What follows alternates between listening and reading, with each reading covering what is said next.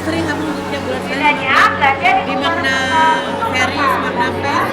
Saya selalu datang karena saya dagang juga, dagang makanan, saya dagang. Alhamdulillah kalau saya dagang bebek tuh 200 porsi habis, 200 porsi habis. Saya dagang.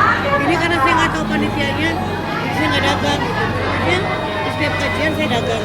Alhamdulillah teman-teman saya baik semua. Teman saya baik walaupun saya tuh orang yang tidak punya ya, orang sederhana. Teman saya orang kaya semuanya tuh.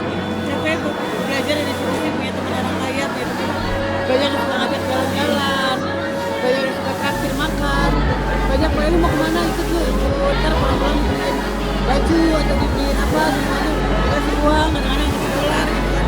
Saya bersyukur aja coba 55 tahun saya hidup, 31 tahun saya rumah tangga punya anak tanpa suami ngasih nafkah.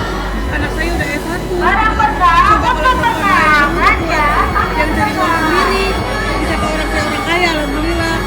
Di DM orang saya orang pada minta bantuan sama saya. Kalian nggak tahu hidupnya seperti apa.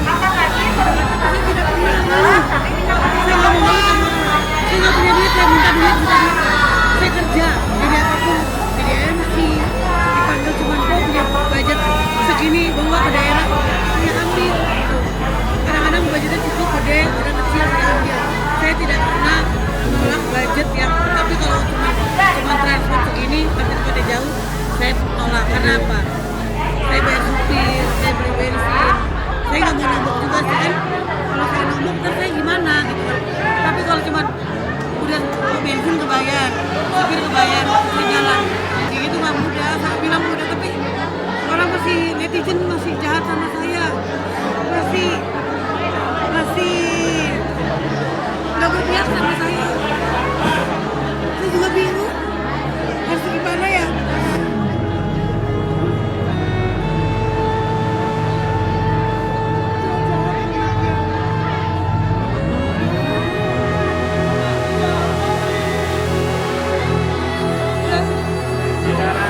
Saya punya dosa apa gitu kan. Ada orang menghina saya banget gitu. Mungkin Saya tidak pernah jahat sama orang.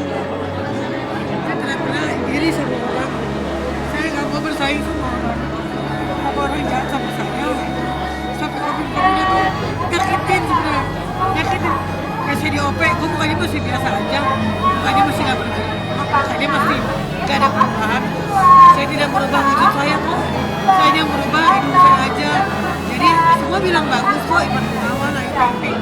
Semua Ruben bagus kok, tidak merubah muka aslinya, tidak merubah wajah semuanya. Pada bilang bagus semuanya. Tapi namanya orang yang iri ya. Mungkin mereka punya klinik kayaknya, makanya untuk saya gitu ya. Karena kliniknya tidak naik mungkin ya.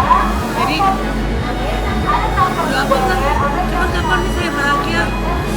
Kapan saya bisa hidup tenang tanpa komentar? Emang sih katanya kalau tanpa komentar netizen kita tidak naik.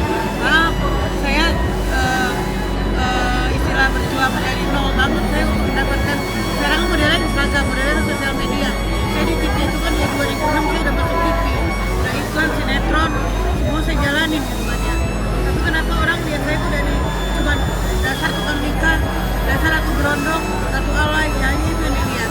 Tidak lihat perjuangan saya, gimana saya bikin nama Elis Gigi, bisa kenal sama semua artis, bisa dikenal seluruh Indonesia. Gimana cara saya untuk mengenalkan diri saya, bukan dari berondong, bukan dari istilah atau alay. Saya punya karya, orang bilang, itu artis karyanya apa sih? Lihat dong, sekarang di Google, buka Elis Gigi, buka tolong buka, saya pernah main sinetron, pernah masuk nominasi juga sebagai peran membantu gitu kan ya.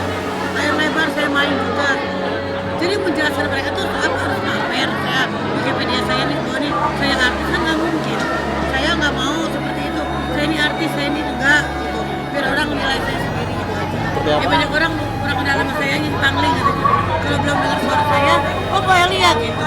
Karena saya tuh harus suara saya kan udah ciri khas ya Pak. Jadi pas orang dengar suara saya, ini Bu Elia gitu. Kayak Mawar tadi dan Bu Yulia